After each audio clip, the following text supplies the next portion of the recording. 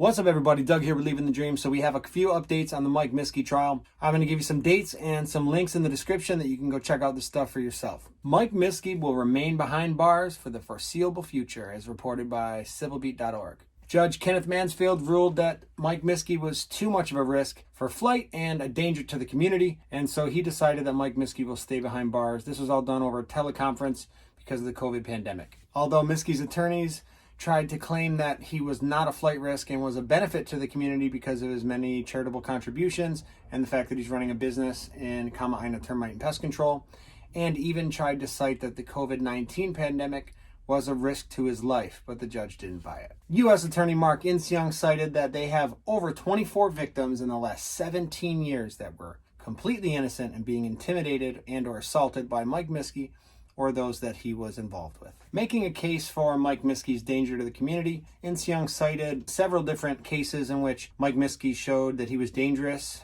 He named one being when he drug an officer 20 to 30 feet after a traffic stop, and another one in which he tried to intimidate an officer by taking pictures of him while he was out having dinner off duty. This article comes only 14 hours after Civil Beat reported on all the letters that were written on Mike Miske's behalf by prominent members of the community and his family to try to show the judge that he's a good person and should be let out on bail. Amongst those who wrote letters asking for Mike Miske's early release were people such as his brand manager over at M Nightclub, Angela Varnadone. We had a former pastor, Kirk Kekuna, from Kawai Hau Church downtown, Makani Christensen, Larry Kapu, Brian Marinas, Alan Lau, and Kurt Nozel, stating such things as Mike's got a heart of gold and has a passion for everything that he does. And so far, 7 of Miske's 10 co-defendants have been detained and will remain in jail during their trials thus far.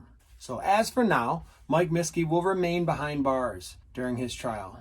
We'll see what changes come to this case as the case moves forward. But I do have a couple updates for you guys to look forward to. I have some dates. On August 17th, which is going to be Monday, I believe, Mike Miske, along with all 10 of his co-defendants, are going to be due in court at 9:30 a.m. at the U.S. District Court. This is final pretrial conferences.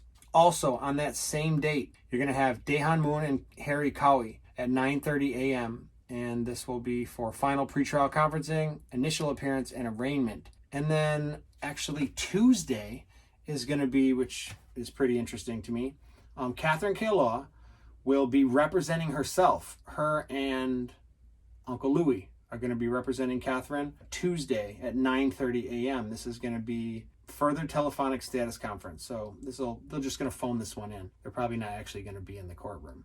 So I think it's pretty interesting. This is going to be with Gerard Puana. So Gerard is actually the plaintiff in this case. All right, that's the info we have as of now. Make sure you stay tuned. I will keep you guys updated. As soon as something breaks through, I'll make sure I get it to you guys as quick as I can. Thank you guys for tuning in. I appreciate all the support. And until the next time, aloha.